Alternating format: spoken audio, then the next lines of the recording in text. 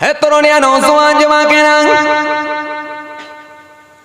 या मैं बुरुपिया ना बाबरा सुने के दिन बाबरा जिने के दिन हज़रत आदम अलैहिस्सलाम যখন ভারতবর্ষের জমিনে এসে হাজির হয়ে গেলেন ভারতবর্ষের জমিনে যখন এলেন ভারতবর্ষের জমিনে আসার পরে হযরত হাওয়া সালাম তিনি গর্ভবতী ছিলেন হাওয়া সালাম তিনি সন্তান প্রসব করলেন ভারতের জমিনে এক জোড়া সন্তান প্রসব করলেন অর্থাৎ একটা পুত্র সন্তান একটা কন্যা সন্তান হলো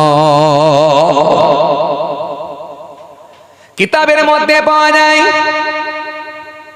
হযরত হাওয়া সালাম তিনি যখন সন্তান প্রসব করতেন এক জোড়া করে সন্তান কত একটা করে ছেলে একটা করে মেয়ে এক জোড়া করে সন্তান প্রসব হতো এক জোড়া করে সন্তান প্রসব করতেন এক বর্ণনায় পাওয়া যায় হযরত হাওয়া সালাম তিনি একদিন একবার দুবার নয় মোট 180 বার তিনি গর্ভবতী হয়েছিলেন হযরত আদম আসলামের স্ত্রী হযরত হাওয়া সালাম 180 বার তিনি গর্ভবতী হয়েছিলেন প্রত্যেকবারে এক জোড়া করে সন্তান হয়েছিল ওই এক জোড়া করে সন্তান আল্লাহ পাঠাতে সারা ভারতবর্ষের জমিনে কম বেশি প্রায় 130 কোটি মানুষের বসবাস সারা পৃথিবীতে কম বেশি প্রায় 750 থেকে 750 কোটি মানুষের বসবাস জোরে বলবেন না বাপ কজন একজন মা কজন একজন আজকে যে কোনো ধর্মী হতে পারে যে কোনো কমিউনিটির মানুষ হতে পারে যে কোনো ধর্মেরই মানুষ আপনি হতে পারে কিন্তু আমাদের আদি বাপ হলো একজন মাও হলো একজন পৃথিবীর জমিনে যত মানুষ এসেছে যত মানুষের আগমন ঘটেছে ঘটবে সব কিন্তু ওই একজন থেকে তিনি হলেন হযরত আদম আসলাম হযরত হাওয়া আলাইহিস সালাম হযরত হাওয়া আসলাম যখন সন্তান প্রসব করলেন এক জোড়া সন্তান হলো সন্তান এক জোড়া হলো পুত্র সন্তানের নাম দেয়া হলো কাবিল কন্যা সন্তানের নাম দেয়া হলো আকলিমা এরপরে তিনি আবার এক জোড়া সন্তান প্রসব করলেন হযরত হাওয়া আসলাম আবার এক জোড়া সন্তান প্রসব করলেন সংক্ষেপে বলি শুনেন এরপরে যখন তিনি সন্তান প্রসব করলেন সেটাও কিন্তু এক জোড়া সন্তান হয়েছিল পুত্র সন্তানের নাম দেওয়া হয়েছিল হাবিল আর কন্যা সন্তানের নাম দেওয়া হয়েছিল গাজা হাবিল আর কাবিল আকলিমা আর গাজা এরা চারি ভাই বোন আস্তে আস্তে বড় হতে থাকি কজন জোরে বলেন চারজন আস্তে আস্তে যখন বড় হয়ে গেলেন আস্তে আস্তে যখন যুবক যুবতী হয়ে গেল বিয়ে শাদীর বয়স হয়ে গেল প্রাপ্তবয়স্ক যখন হয়ে গেলেন হযরতে জিবরাইল ফেরেশতাকে আমার আল্লাহ নির্দেশ দিলেন যাও জিবরাইল আমার বন্ধু আদমকে গিয়ে বলো আদমের সন্তানদের মধ্যে এবার বিবাহ দিয়ে দিতি বিবাহ হবে কেমন আমি আল্লাহ বলে কাবিলের বোন যার নাম হলো আকলিমা আকলিমার সঙ্গে বিয়ে হবে হাবিলের আর হাবিলের বোন যার নাম হলো গাজা গাজার সঙ্গে বিয়ে হবে কাবিলের কারণ এ আরো আর ও আরো হাবিল আর কাবিল দুই ভাগ গাজা আর আকলিমা হলো দুই বোন হাবিলের বোন হলো গাজা আর কাবিলের বোন হলো আকলিমা এরা একই একসঙ্গে জন্মগ্রহণ করেছে, একই সঙ্গে বিয়েদের বৈধ হবে না। সুতরাং এই কাবিলকে বলে দাও কাবিলের সঙ্গে গাজার বিয়ে দিতে, আর হাবিলের সঙ্গে আকলিমার, হাবিলের সঙ্গে আকলিমার বিয়ে দিতে। হযরত জিবরাইল ফেরেশতা এসে হাজির হয়ে গেলেন। হযরতে জিবরাইল ফেরেশতা এসে হযরতে আদম আলাইহিসসালামের কাছে এসে সালাম দিয়ে দিলেন। সালাম দিয়ে বললেন, ও আল্লাহর মাহবুব বান্দা, ও হযরতে আদম আসলাম, ও হযরতে আদম নবী, হুজুর শুনে রাখেন, আল্লাহ আপনাকে সালাম দিয়েছেন, আর আপনার পুত্র সন্তান যার নাম হলো কাবিল, এই কাবিলের সঙ্গে আপনি গাজার বিবাহ দিয়ে দেন, আর হাবিলের সঙ্গে আপনি আকলিমার বিয়ে দেন। এটা হলো আল্লাহ রাব্বুল আলামিনের নির্দেশ। বিয়ে দিলেন। হযরতে আদম আসলাম সন্তানদের ডাকলেন, হে আমার সন্তানেরা, হে আমার ছেলেরা, হাবিল আর কাবিল এখানে এসো। হাবিল আর কাবিল এসে হাজির হয়ে গেল। হযরতে আদম আসলাম বললেন, কাবিল তোমার সঙ্গে গাজার বিয়ে, আর হাবিলের সঙ্গে আকলিমার বিয়ে, এটা আমার আল্লাহর দরবার থেকে সিলেক্ট হয়ে গেছে। এখন তোমাদের মতামতটা একটু জানাও।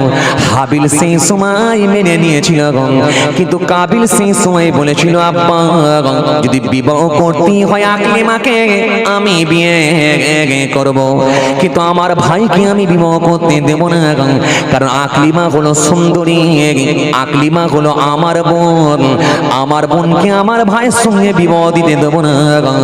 বোনকে যদি বিয়ে করতে হয় আমি কাবিল আমি বিবাহ করব। গন্ডগোল লেগে গেল, বচসা শুরু হলো।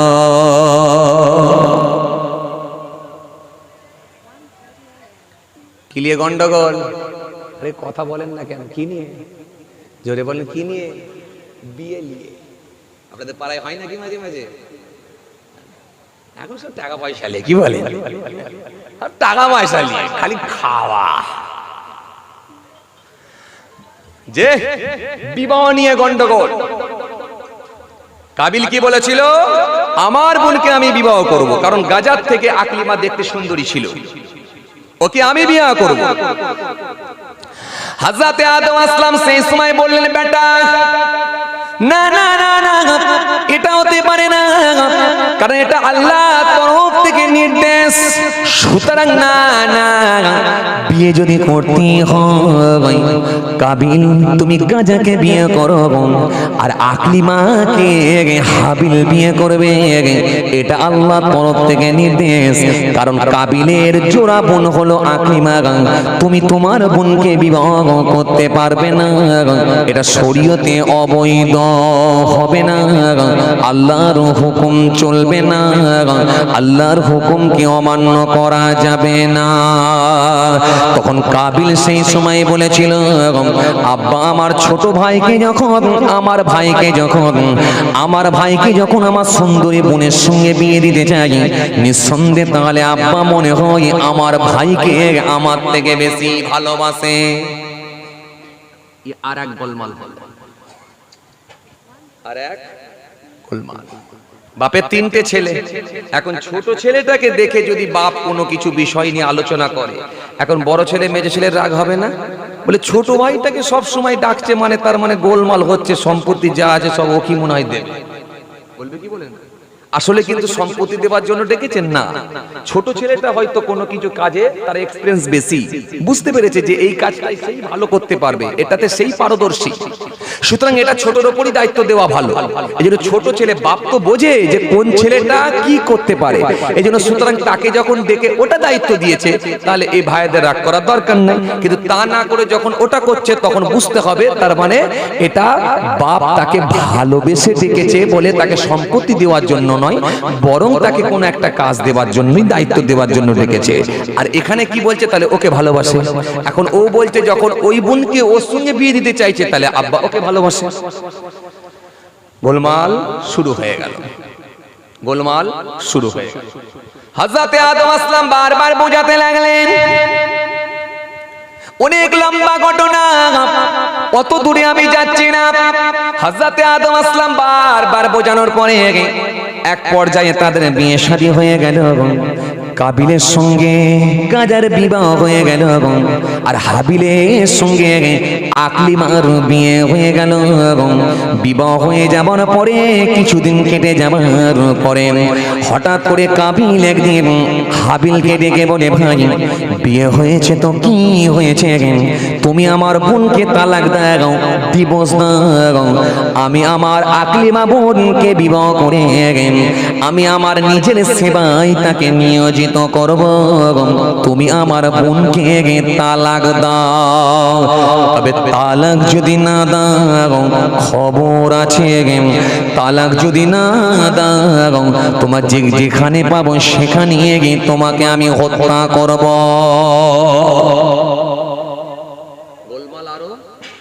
গোলমাল আরো জোরে বলেন বেড়ে গেল। হাবিল সেই সময় বলল, ভাই এটা কি করে ভাই, এটা তো কোনো সম্ভব নয়, কারণ আমার আব্বা আমাকে বিবাহ দিয়েছে আর আল্লাহর নির্দেশে বিয়ে হয়েছে। সুতরাং তালাক যদি আমি দিতে চাই, আমি তো আল্লাহর দরবারে গ্রেফতার হব, আল্লাহর দরবারে নাফরমান বান্দা হিসাবে চিহ্নিত হব। সুতরাং এটা আমার দ্বারাই কখনো সম্ভব নয়। কাবিলের আরো রাগ বেড়ে গেল, ভাই ভাই ঝগড়া বেঁধে গেল, বচসা শুরু হয়ে গেল, ঝগড়া বেঁধে গেল। হযরতে আদম আসলামের কাছে খবরটা গেল। হযরতে আদম আসলাম সেই সময় বললেন, বেটা দেরি করো না, দেরি করো না, দেরি করো না, তোমরা দুইজনাই কুরবানি করো। মিনার পাহাড়ের ওপরে গিয়ে মিনাতে গিয়ে দুজনই কুরবানি করো, পাহাড়ের ওপর রেখে দিয়ে এসো। যাও তোমরা কুরবানি করো, যার কুরবানিটা কবুল হবে সেই আকলিমাকে বিয়ে করবে, যার কুরবানি কবুল হবে না সে আকলিমাকে বিয়ে করতে পারবে না। ফাইসাল্লা হয়ে গেল, কুরবানি করো। তাহলে কুরবানি এলো কোথা থেকে? কথা বলে না, কোথা থেকে এলো? জোরে বলেন, জোরে বলেন না রে বাবা, কোথা থেকে? হাবিল আর কাবিল থেকে। তাহলে কুরবানি এসেছে হাবিল কাবিল থেকে। হাবিল আর কাবিল দুজনেই কুরবানি করবে এক সন্তান, যার নাম হলো কাবিল। কাবিল মাঠের কিছু শস্য নিয়ে ফসল নিয়ে গেলেন কুরবানি করতে, আর হাবিল দুম্বা নিয়ে গেলেন কুরবানি করতে। কিন্তু মজার বিষয় হলো তখন ভাউচারটা সঙ্গে সঙ্গে পাওয়া যেত, রেজাল্ট সঙ্গে সঙ্গে হয়ে যেত, কার হয়েছে আর কার হয় না হাতে হাতে প্রমাণ পাওয়া যেত। কিন্তু আজকের দিনে ভাউচার আমরা পাই না বলে এখন বন্ধনের লোন তুলে কুরবানি মারি। কথা বলে না কেন? কথা বলে না কেন? এই ভাউচার আমরা সঙ্গে সঙ্গে পাই না বলে লটারির টিকিট মেরে কুরবানি করি। বড় বড় ফিল্ম স্টাররাও কুরবানি করে, ইন্দিরা বসনের ঘরের টাকা খেয়ে তলপেট ফুলিয়েছে এরকম নেতারাও দেখবেন কুরবানি করে। হারাম হালালের যাদের জ্ঞান নাই সবাই কুরবানি করে, খালি ভাউচার হাতে পাই না বলে জানে না, খালি মনে মনে ভাবছে কুরবানি আমাদের কবুল হচ্ছে হ্যাঁ কি না। বুঝে যাচ্ছে? কিছু বুঝে যাচ্ছে? হাবিল আর কাবিল দুজনে কুরবানি করতে গেল। হাবিল কি নিয়ে গেল বলো? কি নিয়ে গেল? কি নিয়ে গেল? ঘোড়া, দুম্বা। দুম্বা নিয়ে গেল। আর কাবিল কি নিয়ে গেল? মাঠের ফসল, শস্য। কিন্তু মজার বিষয় হলো তখন যার যেমন সামর্থ্য, যার যেমন আওকাত, সে আওকাত অনুযায়ী কুরবানি করা চলতো। আল্লাহ পশু কিন্তু তখনও নির্ধারণ করে দেননি। পশুকে আপনি কুরবানি দেবেন, এটা কিন্তু আল্লাহ নির্দিষ্ট করে দেননি, বরং পশু আপনি কুরবানি কবে থেকে দেবেন এই পশু কুরবানির নির্দেশ দিয়েছেন। এটা কিন্তু হযরত ইসমাইল ইব্রাহিম আলাইহিস সালামের জামানা থেকে। জোরে হবে না? আরো জোরে হয় না? আপনাদের জানা আছে হযরত ইব্রাহিম নবী হযরত ইসমাইল নবীকে জবাহ করার জন্য নিয়ে গিয়েছিলেন, কুরবানি করার জন্য নিয়ে গিয়েছিলেন। ঠিক তো? ঠিক তো? আল্লাহ স্বপ্নে দেখালেন, হযরত ইব্রাহিম নবী দেখতে পেলেন, ও ইব্রাহিম তুমি তোমার প্রিয়জনকে আমার নামে উৎসর্গ করো, আমার নামে দিয়ে দাও। হযরত ইব্রাহিম নবী উট কুরবানি করেছিলেন। পরদিনে আবার আল্লাহ জানিয়ে দিলেন, ইব্রাহিম হলো না, হলো না, হলো না, তুমি তোমার প্রিয়জনকে আমার নামে কুরবানি করো। আবার তিনি 100 উট বাড়িয়ে দিয়েছিলেন। পরে আবার আল্লাহ জানালেন, ও ইব্রাহিম হলো না, হলো না, হলো না, তোমার প্রিয়জনকে আমার নামে কুরবানি করো। হযরত ইব্রাহিম নবী তখন বুঝতে পারলেন, উট আমি যখন কুরবানি দিচ্ছি কবুল হচ্ছে না, তার মানে বোঝা যাচ্ছে আমার পুত্র যার নাম হলো ইসমাইল, ইসমাইল কি মনে হয় আল্লাহ রাস্তায় দিতে বলেছি। হযরত ইসমাইলের কাছে গিয়ে লম্বা ঘটনা, অত দূরে আমি যাচ্ছি না, খালি বোঝানোর জন্য বলি শোনেন। হযরত ইসমাইলের কাছে গিয়ে হযরত ইব্রাহিম নবী বলেছিলেন, হে বেটা শুনে রেখে দাও বেটা, আল্লাহর নির্দেশ হয়েছে, তোমাকে আল্লাহর রাস্তায় কুরবানি করার হুকুম হয়েছে। আল্লাহ বারে বারে আমাকে জানাচ্ছে, এই ব্যাপারে তোমার মতামত বলো। হযরত ইসমাইল নবী সেই সময়ে বলেছিলেন, ও হযরত আমার আব্বাজান, যদি আল্লাহর নির্দেশ হয়ে থাকে অবশ্যই আপনি আমাকে ধৈর্যশীল বান্দাদের মধ্যে আমাকে পেয়ে যাবেন। হযরত ইব্রাহিম নবী সন্তান কুরবানি করবেন বলে চললেন। আপনাদের জানা আছে অনেক লম্বা ওয়াকিয়া, আমি অত দূর যাচ্ছি না, খালি বোঝানোর জন্য বলি। হযরত ইব্রাহিম নবী সন্তান কুরবানি করবেন বলে চললেন। সন্তানকে নিয়ে তিনি কুরবানি করতে গেলেন। সন্তানকে নিয়ে যাবার পরে হঠাৎ করে দেখা যায় ইবলিস শয়তান এসে হাজির হয়ে গেল। ইবলিস শয়তান এসে বলল, ইবলিস শয়তান এসে হঠাৎ করে সন্তান ছেলের কাছে এসে হাজির হলো। হে ইবলিস এসে বলল, ইবলিস এসে বলল, হে ইসমাইল কোথায় যাচ্ছ জানো? হযরত ইসমাইল নবী সেই সময় বলেছিলেন, কোথায় যাচ্ছি, কোথায় যাচ্ছি? বাচ্চা মানুষ, বাচ্চা মানুষ কিতাবের মধ্যে পাওয়া যায়। হযরত ইসমাইল নবী তখন কতটা বড় ছিলেন, কোন কোন বর্ণনায় এসেছে তিনি বাপের হুকুম পালন করার মতো হয়েছিলেন, বাপের সঙ্গে হেল্প করার মতো বয়স হয়েছিল। এজন্য কেউ কেউ বলেন 13 বছর বয়স, কেউ কেউ বলে 14 বছর বয়স। এরকম একজন নাবালক শিশু কোন রকমে বাপকে হেল্প করার মতো বয়স হয়েছে, এরকম বয়সের ছেলে হযরত ইসমাইল আলাইহিস সালাম। হযরত ইসমাইল নবী সেই সময় বললেন, কোথায় যাচ্ছি? ইবলিস শয়তান বলল, তোমাকে নিয়ে যাওয়া হচ্ছে কুরবানি করতে। হযরত ইসমাইল বলেছিলেন, বাপ হয়ে কখনো ছেলেকে কুরবানি করতে পারে? সেই সময় ইবলিস বলেছিল, এটা আল্লাহর হুকুম হয়েছে, তাই তোমাকে কুরবানি করতে নিয়ে যাওয়া হচ্ছে।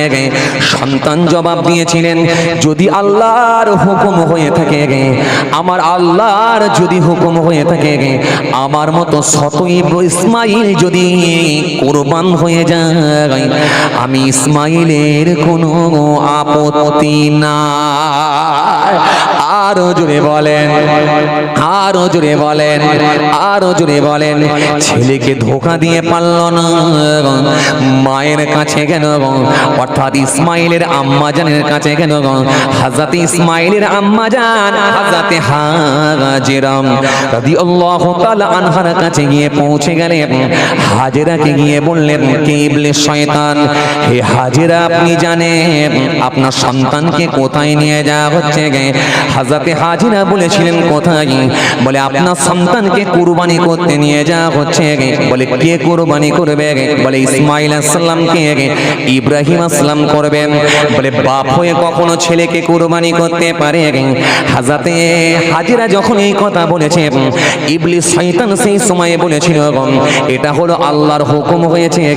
যখনই বলেছে এটা আল্লাহর হুকুম হয়েছে, হাজরাতে হাজিরা বলেছিলেন যদি এটা আল্লাহর নির্দেশ হয়ে থাকে, আমি হাজিরার কোনো দুঃখ নাই, আমি হাজিরার কোনো সমস্যা নিশ্চয় আল্লাহ হলেন পরম দয়ালু, সমস্ত কিছু বিষয়ে আল্লাহ অবগত। এখান পর্যন্ত আল্লাহ তিনটে কথা বললেন। এরপরে আমার আল্লাহ কি বললেন? ওয়ালা তাকতুলু আনফুসাকুম ইন্নাল্লাহা কানা বিকুম রাহিমা ওয়া মান ইয়াফআল যালিকা উদওয়ানা ওয়া যুলমান ফাসাফা নুসলিহি নার ওয়া কানা যালিকা আলাল্লাহি ইয়াসীরা। আল্লাহ এখানে সুন্দর করে বললেন, এরপরেও আবার আয়াত দিলেন। তাহলে প্রথমে আল্লাহ কি বললেন? অন্যায় ভাবে লোকের মাল যেন তোমরা খেয়ে নিও না। এবার আপনাদেরকে একটা কথা আমি জিজ্ঞাসা করি, লোকের মাল এখন অন্যায় ভাবে খেয়ে নেওয়ার লোক বেশি না ছেড়ে দেওয়ার লোক বেশি? জোরে বলেন, জোরে বলেন। খাবার লোক বেশি, খেতেও যদি হয় এর পিছনেও কিছু পদ্ধতি তাদেরকে অবলম্বন করতে হয়েছে। এক নাম্বার পদ্ধতি হলো, যদি লোকের মাল কেড়ে নিতে হয়, নাম্বার ওয়ান হলো চুরি। যদি ধরো ছুরি যা চেয়ে কি বের করবি, নাম হলো চুরি। আর ধরা পড়লি কি হবে জি? যদি বলো, আরে বলে না কথা। ধরা পড়লে কলকাতায় গিয়ে পড়বে। কোথায় গিয়ে পড়বে? ধরা পড়লেই, জোরে বলেন, ধরা পড়লেই উত্তম মাধ্যম। ধরা পড়লি মার দেবে জেলে। এজন্য কিছু মানুষ বলল চুরি আমরা করব না, বরং ডাকাতি করা ভালো। রাতে চুরি ভালো নয়, বরং দিনের ডাকাতি ভালো। এজন্য কিছু মানুষ দেখবেন ডাকাতি করায় অভ্যস্ত, এদের আবার সিস্টেম দেখবেন আলাদা। এরা ছুরি নেয় না, বন্দুক নেয় না, ডাকাতি করতে যখন যায় খালি লুঙ্গিটা দেখবেন হাঁটুর ওপরে তুলে দেয়। ইচ্ছা মতো ফলের দোকানে গিয়ে বলে, ওই ফলের দোকানদার 2 কিলো আপেল দে, 2 কিলো আপেল দে, 10টা কমলা লেবু দে, 3 কিলো বাদানা দে, সবকে প্যাকেটে করে নিয়ে চলতে রইল। ফল দোকানদার যদি বলে পয়সা দাও, বলে বিকেলে নিবি, চুপ কর। বুঝতে পেরে গেল এটা হলো নেতা, কে বলবে কথা।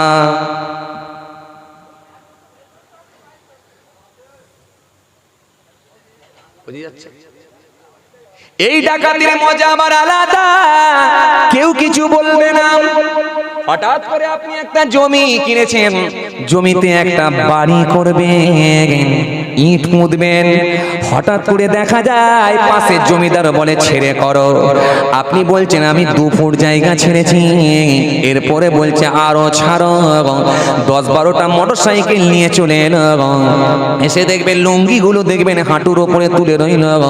সমস্যা কি, প্রবলেম কি? ইনি বলছেন আমার জায়গা, দলিল আছে, রেকর্ড আছে, ঘর করতে যাচ্ছি, পাশের লোক বাধা দিচ্ছে, বলে এখন বন্ধ থাক, এসে দেখা করো। কাজটা এবারে বন্ধ হয়ে গেল। পিছন পিছন 3 দিন ঘোরালাম, 3 দিন ঘোরাবার পরে বলে কিছু একটা নিয়ে বাবু ফাইসাল্লা করে দেন। বলে 50 মারো। 50 থেকে কমিয়ে কমিয়ে কমিয়ে 20-তে গিয়ে পৌঁছালো। এ কেমন দিনের বেলার ডাকাতি, ইট পড়বো এবারে তাড়াতাড়ি। রাগ হচ্ছে আপনাদের? এই জোর করে বলেন ডোজ কি করা হচ্ছে? এই বলছি ডোজ কি করা হচ্ছে? মিলছে? মিলছে, তার মানে ঠিকই আছে। আল্লাহ কি বললেন, তোমরা মানুষের মাল অন্যায়ভাবে ভক্ষণ করে নিও না। কোরআনে আল্লাহ রাব্বুল আলামিন অন্য জায়গায় বললেন, কি বললেন, ইন্নাল্লাযীনা ইয়াকুলুনা আমওয়ালাল ইয়াতামা যুলমান ইন্নামা ইয়াকুলুনা ফি বুতুনিহিম নার ওয়া সায়াসলাউনা সাঈরা।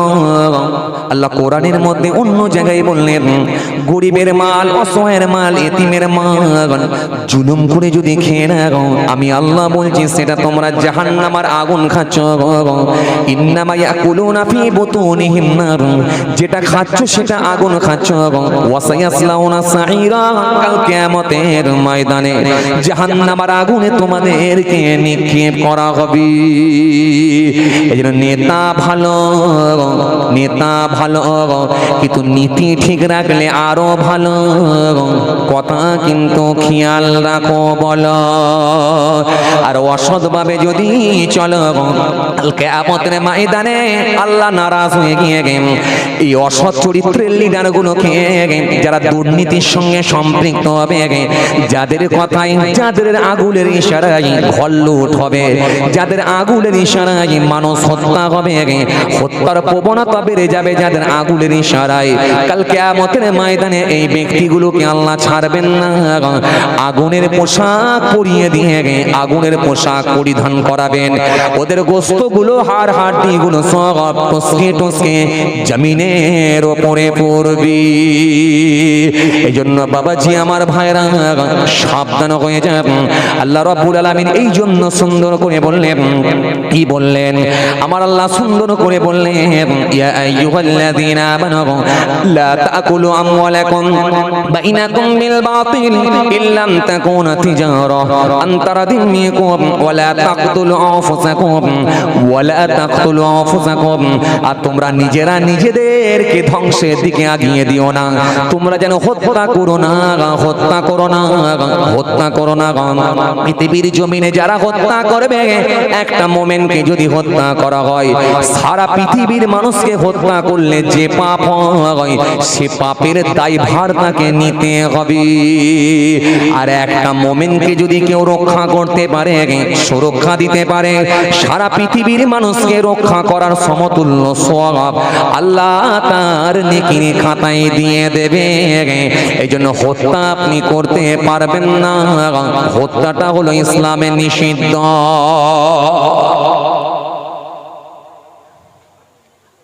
কষ্ট হচ্ছে আপনাদের? জোর করে বলেন কষ্ট। এই আওয়াজ করে বলেন কষ্ট। সব মাছের কাটাই যাবে না, সব কাঁটা, মাছের কাঁটা, মাছের কাঁটা। আরো ও আচ্ছা, মানে ওই ভেতর থেকে যে কাঁটাটা বেরোয় ওইটা না? আচ্ছা, বুঝতে পেরেছি। আরো আরোতে যাবেন তো এবার নাকি? যাওয়ার টাইম হয়ে গেছে, চলেন আসেন। কোথায় ছেড়েলাম বলেন তো? তাহলে পশু কুরবানি কবে থেকে এলো আমরা জেনে গেলাম তো।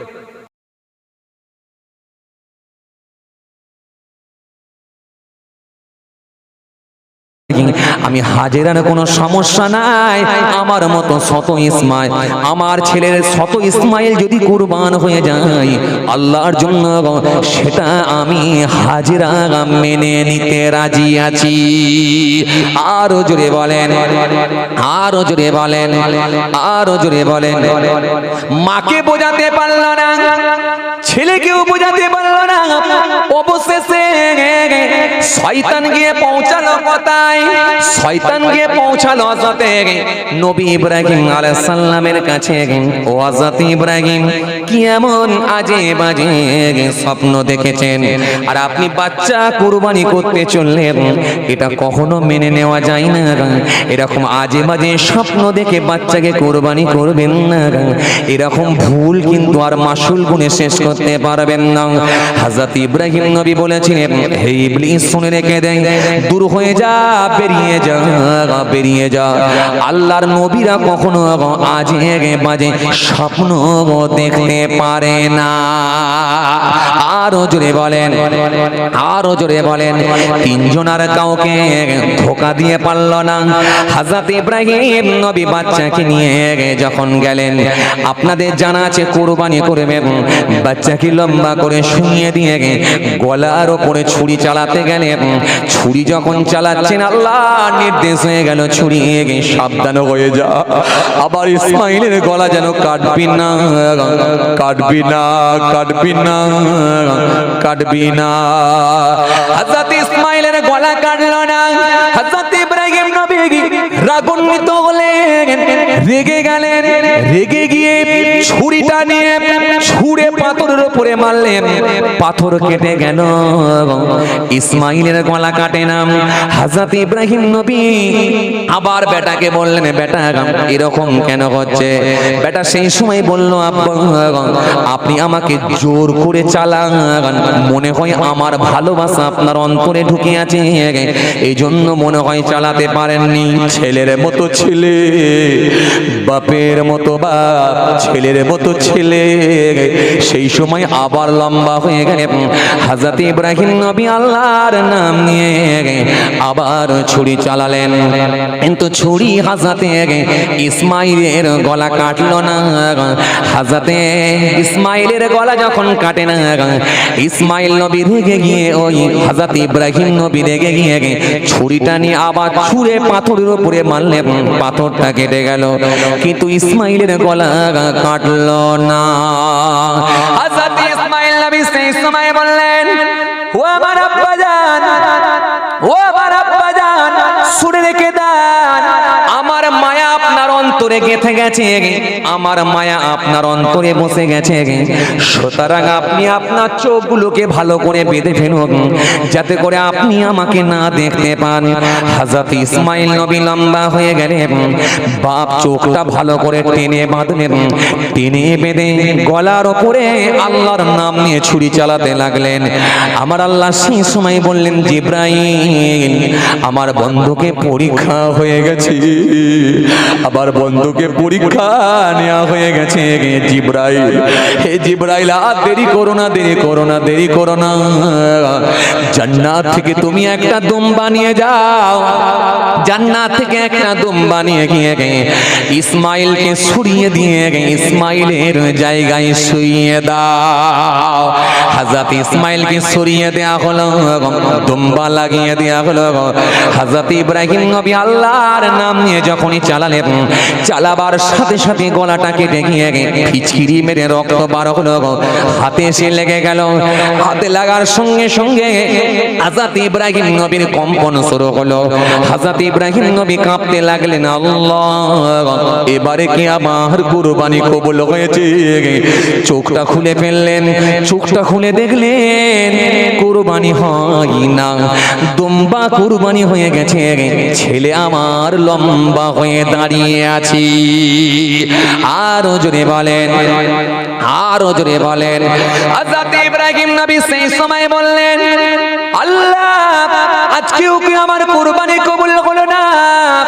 আমার আল্লাহ সেই সময় জানলেন, ইব্রাহিম আর চিন্তা করো না, টেনশন নিও না, আমি আল্লাহ তোমাকে পরীক্ষায় পাস করিয়ে দিয়েছি, পরীক্ষায় তুমি উত্তীর্ণ হয়েছো, পাস করেছো, যাও যাও, দেরি করো না, আজ থেকে কিয়ামত পর্যন্ত আমার বান্দাদের জন্য আমি পশু কুরবানি করার নির্দেশ দিয়ে দিলাম। আর পশুর জন্য আমি আল্লাহ কোন পশুগুলো দেবে নির্ধারণ করে দিলাম। 3 রকমের পশু আমার আল্লাহ নির্ধারণ করলেন। একটা হলো উট, নাহার করতে হয়। দ্বিতীয় নাম্বার হলো গরু, মহিষ জবা করতে হয়। 3 প্রকার। 3 নম্বর হলো ছোট ধরনের প্রাণী, যেটাকে আমরা ছাগল, ভেড়া, দুম্বা বলতে পারি। এই 3 প্রকারের যন্ত্র, 3 প্রকারের প্রাণী আল্লাহ তখন থেকে নিয়ে কিয়ামত পর্যন্ত সাহেবে নিসাবের জন্য ওয়াজিব করে দিয়েছি। বোঝা গেল পশু কোথা থেকে এলো? আরে কথা বলে না, বোঝা গেল? আর কুরবানি কোথা থেকে এলো? কুরবানি কোথা থেকে এলো? হাবিল আর কাবিল থেকে। আচ্ছা, কুরবানি কি ওখানে হয়ে গেছিল না কুরবানি এখনো হয়নি?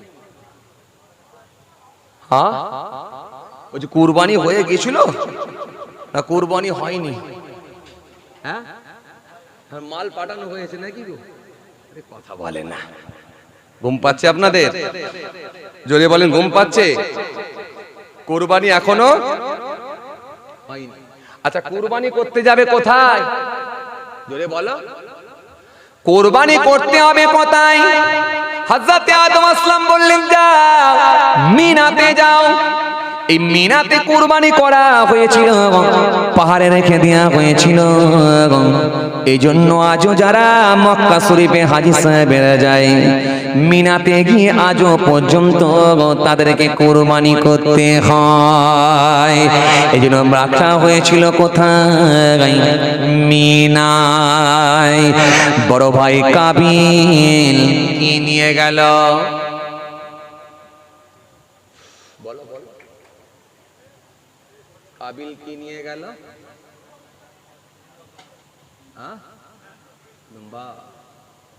আপনারা বলেন কি নিয়ে গেল? শস্য। ওনারা বলছে শস্য, আপনারা বলেন কি নিয়ে গেল? বলেন বলেন বলেন। মাঝে মাঝে তো একটু ঘাবড়ে দিতে হবে, তাই না? হ্যাঁ তো ঘুমিয়ে পড়বে। মাঝে মাঝে তো সব কনফিউজ দিয়ে দিতে হবে, কিটা হবে রে বাবা। বলেন উনি বলেছে শস্য, ইনি বলেছে দুম্বা। কাবিল কি নিয়ে গেল বাবা? কি নিয়ে গেল?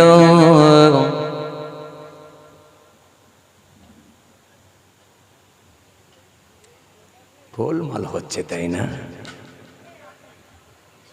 সব ভুলে যাচ্ছে। হ্যাঁ ভুলে যাচ্ছেন? বলেন কি নিয়ে গেল? কাবিল যদি দুম্বা নিয়ে যাই, হাবিল কি নিয়ে গেল?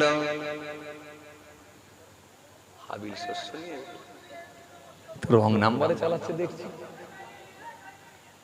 হ্যাঁ কি নিয়ে গেল?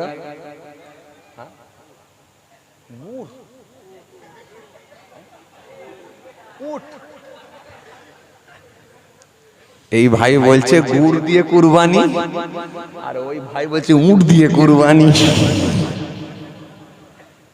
আর হবে না ভাই, এবার দাঁড়াতে হবে আমাকে। কি বললাম? হ্যাঁ দোয়া করে দেবো? জোরে বলেন দোয়া করে দেবো না? কি গো ওটা ভাজলে বলো দেখিনি। ওয়াল্লাহ হ্যাঁ তো প্রায় দুটো। থাকবেন আপনারা? জোরে বলেন থাকবেন? এই জোর করে বলেন থাকবেন? একটু ভরসা দেন থাকবেন? যা থাকবেন না হাত তুলুন।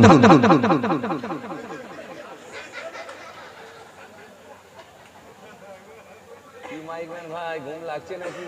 আমার ওয়াজ শোনো, ঘুম হবে না। ওয়াজ শোনো না, ঘুম লাগবে না। দেখছো না সব কেমন করছে? ও ঘুম ছাড়া আবার মেডিসিন আছে তো আমার কাছে।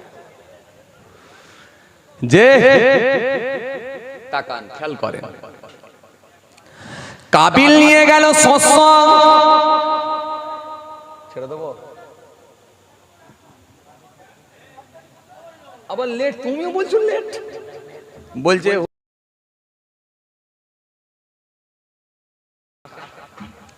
হাবিল নিয়ে গেল কি? দুম্বা। কাবিল নিয়ে গেল কি?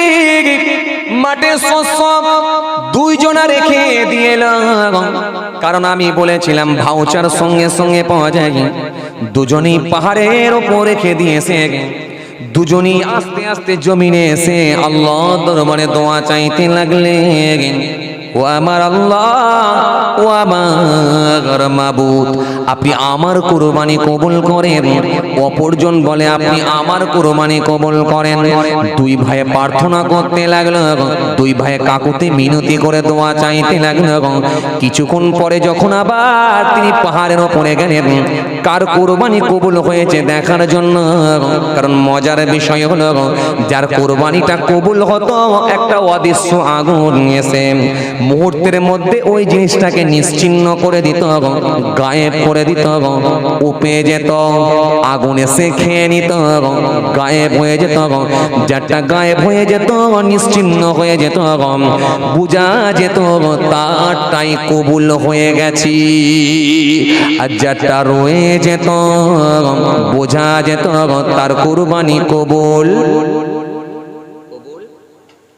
হয় না। দুই ভাই পাহাড়ে গেলেন, পাহাড়ে গিয়ে দেখলেন দুই ভাই দুজনে রেখে দিয়ে এসেছিলেন, কিন্তু এক ভাইয়ের কুরবানি কবুল হলাম, এক ভাইয়ের কুরবানি কবুল হলো, অর্থাৎ দুম্বাটা গায়েব হয়ে গেছে, দুম্বাটা নিশ্চিহ্ন হয়ে গেছে, দুম্বাটা উপে গেছে আর নাই, কিন্তু ফসল যেমনকার তেমনই রয়ে গেছে, সেটা কিন্তু কবুল হয় নাই। তার মানে এক ভাইয়ের কবুল হলো আর এক ভাইয়ের কবুল হলো না। কোরআনে এই জন্য আল্লাহ বললেন, ওয়াতলু আলাইহিম নাবা আবনা আদম বিল হক ইয ক্বাররাবা কুরবান ফাতুকাব্বিলা মিন আহাদিহিমা ওয়া লাম ইউতাকাব্বাল মিনাল আখির ক্বালা লা আক্তুলান্নাকা ক্বালা ইন্নামা ইয়াতাকাব্বালুল্লাহু মিনাল মুত্তাকিন। এইজন্য কুরবানি যখন কবুল হলো, বোঝা গেল আর একজনের কুরবানি কবুল হলো না, জানা গেল। তাহলে কুরবানি শস্যটা যখন কবুল হলো না, তার মানে কার কুরবানি কবুল হয় না?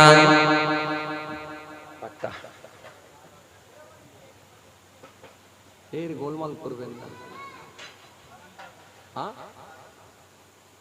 হাবিলের কাবিলের কাবিলের কুরবানি কবুল হয় না। আচ্ছা, আগে একটা পুরানো রাগ ছিল না? ছিল না? কথা বলে না, ভুলে গেলেন আপনারা? পুরানো একটা আগের রাগ ছিল না? ছিল না? ছিল। তাহলে এবারে কুরবানি কবুল হয় না, রাগ বাড়লো না কমলো? কোনটা হলো? আরে বলে না, রাগ বাড়লো।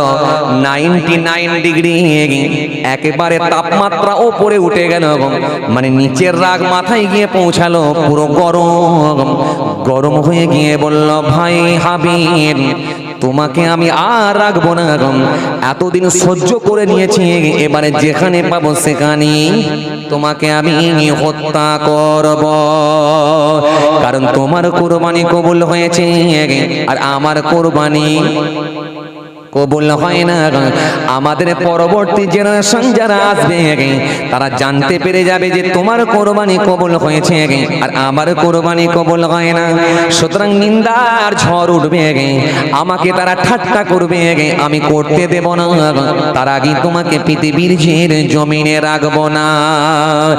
হযরতে আদম আলাইহিস সন্তান হাবিল বলেছিল, ক্বালা লা আক্তুলান্নাকা ক্বালা ইন্নামা ইয়াতাকাব্বালুল্লাহু মিনাল মুত্তাকিন।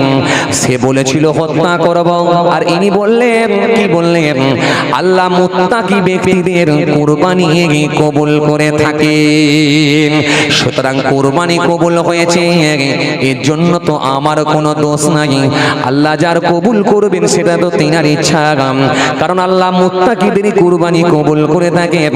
যখনই তিনি এই কথা বলে দিলেন, সঙ্গে সঙ্গে কাবিল বলল, আমি কোনো কথা শুনবো না, যেখানে পাবো সেখানে গিয়ে তোমাকে হত্যা করব।